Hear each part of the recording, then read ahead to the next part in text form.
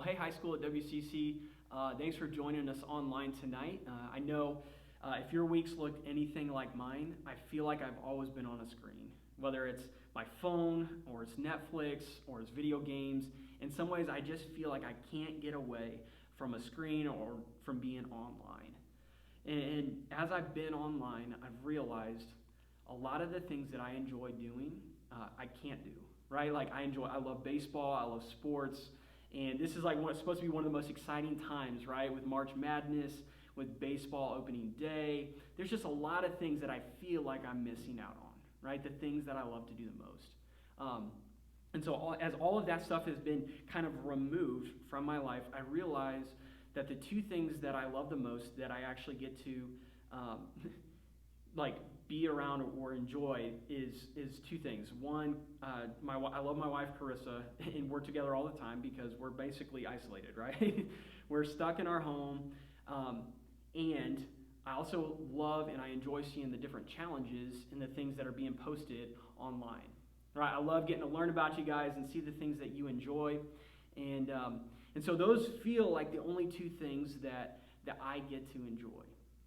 And all the other things that I feel like have been removed, right?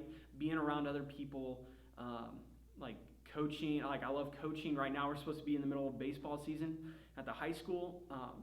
Those all involve being around people and being around others, right? And as it feels like I can't do that, not just because I'm not allowed, or not just because I don't want to, but I'm being told, you can't be around other people.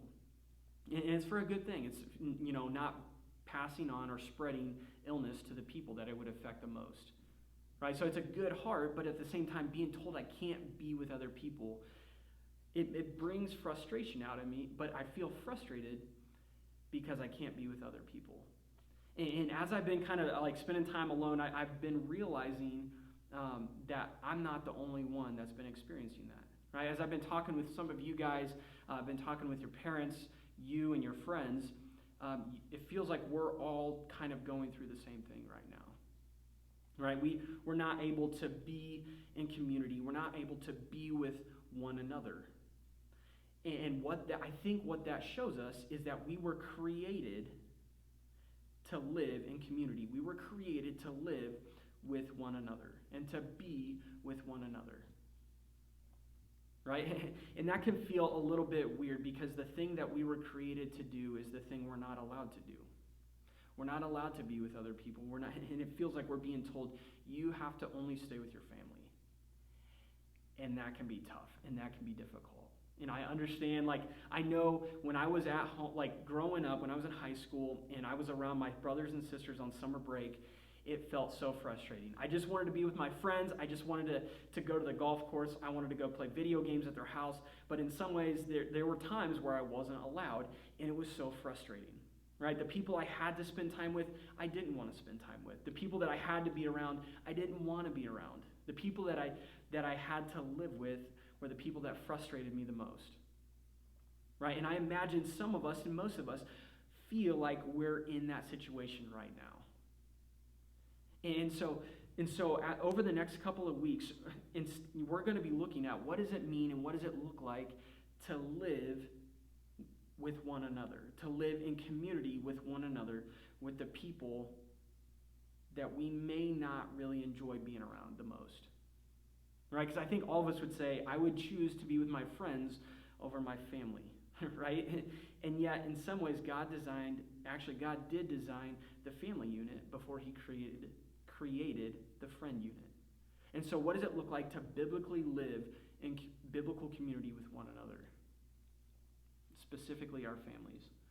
And so tonight we're actually kicking off, over the next few weeks, we're going to be looking at different commands of the different one another commands of the New Testament. And there's actually 59 different one another commands that we read just in the New Testament alone. All right, and tonight we're talking about the most common one another command, and that's to love one another. Right? And when I say the word love, it's interesting because the world can give a lot of definitions for a lot of different things. And I think love is no exception to that rule.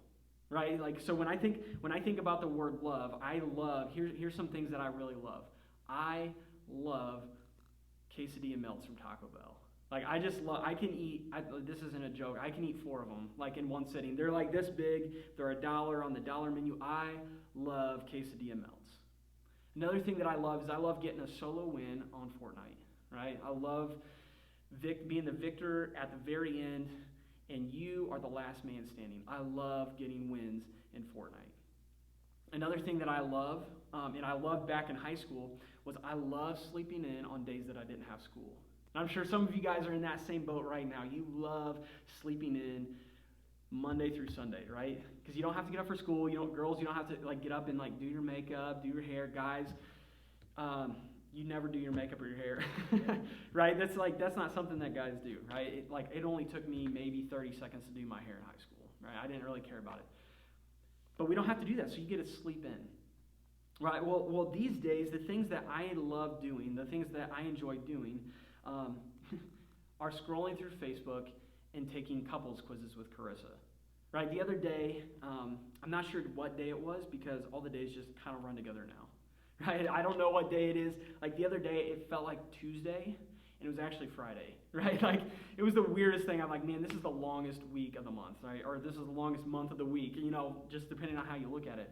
And so Carissa and I were scrolling through Facebook, and we found this quiz, right? And this quiz, it was called a couples quiz on Facebook, and these were the instructions of the couples quiz. It said, ask your spouse these questions and write down exactly what the other person says, right? And the whole point of it is, do you know the things about the person you love the most, right? Do you know just some of the most basic stuff? And so these were some of the questions that were asked. It said, 1, what's my favorite color, right? And that's super easy, right? You don't have to be married to somebody to know what their favorite color is. So that's number 1. What is my favorite color? The next one is this. What is my favorite restaurant? What is my favorite show on Netflix? Or what is my favorite movie? Right? If you bought me one present that would make me uncontrollably excited, what would that gift be? And then the last question was this. If I could go anywhere in the world, where would I go? So Carissa was asking me these questions, and I felt super good about myself because I was killing it, right? I aced the quiz, right? I got all the questions right, and in some ways it's man, I feel like I love Carissa because I know all of her favorite things, right? And if high school Aaron was in the room as 27-year-old Aaron was taking that quiz, he would have been like, dude, you love your wife. You know so many things about her, right? Right, high school Aaron would have defined love, a relationship of love, as do you know the things that your spouse likes? Do you know the things that the significant other likes and enjoys? Right, he would have defined it in that way. But as a high school Aaron grew older, and as the high school Aaron kind of matured a little bit, not a lot. If you were to ask Carissa, she would have said, yeah, probably not a whole lot. But as high school Aaron has grown up and matured a little bit, he's come to understand that what John writes in 1 John 3 is true. Right? In 1 John 3, he defines love this way. Right? In verse 11, this is what he says. He says, for this message you have heard from the beginning. We should love one another. Right? It's that simple. We should love one another. And it's not just a suggestion, it's actually a command. You should love one another. Right? And then he goes on later on in verse 16 to define it this way. He says, this is how we know what love is. Jesus Christ laid down his life for us. And we ought to lay down our lives for our brothers and sisters. Right? He's not just talking family members. He's not just talking about your brother who annoys you when he's making a bunch of ridiculous noise or he's raging on his PlayStation after losing. That's not just those brothers and sisters, but the body of Christ and the family and your family. Right? That's how we know what love is. And then he goes on to define it even more. He says, dear children, let us not love with words or speech, but with actions and truth. Right? And when I read that, I got a little confused. I was like, wait, dear children, let us not love with words or speech. Is he saying don't just talk good to people, like just love them through your actions. No. The more I studied it and the more I understood it, this is what he was saying. He said, instead of saying, let us not love with words or speech, but in actions and truth, what he was actually saying was, let us love with words and speech and carry it past our talk. We don't want to just talk the talk. We want to walk the walk. Because we know this. We know that love does. Right? Love doesn't just know. Like, see, high school Aaron would have said love knows. But 27-year-old Aaron understands and believes what John says in chapter 3. Love doesn't just know, love does. Right? Dear children, let us not just love with words or speech, the things that we know we should say, but let us love in the things we know we should do, but with actions and truth. See, so what does that mean? What does that look like to love one another? It's the most common command in the New Testament, but what does that actually look like? Well, let's kind of break it down into maybe two simple things for you to take away. All right, number one is this. It's really easy to love yourself first. Right? And if you think I'm joking, pull up an Instagram photo of you and a bunch of your friends. Right? If you and your friends are getting ready to take a picture on Instagram, who is the first person you look for? It's yourself, right? It's because you love yourself. It's all of us do it, right? I do it. Your parents probably do it. Like, you do it. Like, we all do it. But instead of loving ourselves first, what if we flee from me? Right? That's the first way I think we can start to love one another, is flee from me, right? Flee from the thought of me first. Because when we live me-first lives, we tend to serve ourselves first and make other people our servants. Right? And in some ways, we know we ought to love one another, but our actions don't do that when we live focused on me. Right? So we need to flee from me. And the second one is this. Instead of focusing on me, we need to focus on we. Right? We need to focus on we. And so as you guys are at home, as you guys are stuck at home, you're not allowed to be with your friends, unfortunately. You're not allowed to be in community with the people you want to be in community with. It feels like you're forced to be at home with your family. How can you focus on we? And take the spotlight off of yourself and serve one another. Right? Not just with words and speech, but in action and in truth. Right? In what ways can you put the focus on your mom and your dad in obeying the things that they've asked you to do? Right? It may not be something you want to do. It may not be something that you like doing. Right? Like, for instance, the other day, Carissa and I, we've been eating at home a lot. We've been dirtying up a lot of dishes, and I know in my head that Carissa likes it when I help her clean the dishes up. Right? And it's pretty easy because we have a dishwasher, right? And it's not the dishwasher that's named Aaron. Like, we actually have a dishwasher where you open the door and put the dishes in. But I know in my head that she loves when I help her. But instead of helping her clean up the dishes, right afterwards, right after lunch, I went and I sat on the couch and I played video games.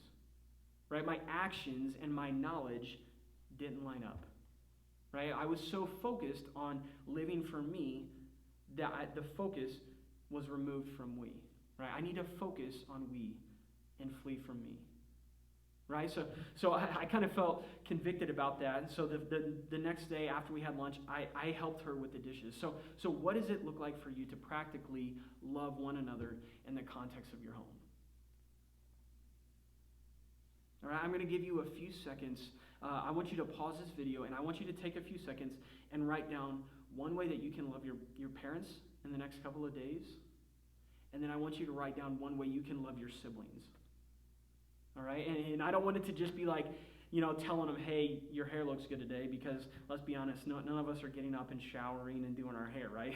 Like, I'm just wearing, normally my work attire is like sweats and like a nice shirt, right? If I'm doing a Zoom call, like, I just want them to see this, but I do my hair up a little bit, but I'd what are some practical, simple ways that you can love your family, your parents, and your siblings? All right, so I'm going to go ahead and pause it here and write those ways down. All right, now that you've written those ways down, I want you to think of what are some ways that you need to flee from the thought of me. Right? Like, think about what you do in the span of a normal day. What does your normal day look like now that you're in quarantine? Right? Now that you're in isolation and you can't do, like, you are focused on doing the things you want to do. What are some ways that you can be intentional by loving one another? Right? So we need to flee from me and focus on we. Those are the ways that I think we can start to learn to love one another. So I hope this is helpful for you guys. Over the next couple of weeks, we're going to be looking at a few other commands that are pretty common in the New Testament. But in the meantime, I can't wait to interact with you guys and see you guys on social media. And hopefully, before you know it, we'll be back together here at WCC. Hope you guys have a great week. Bye.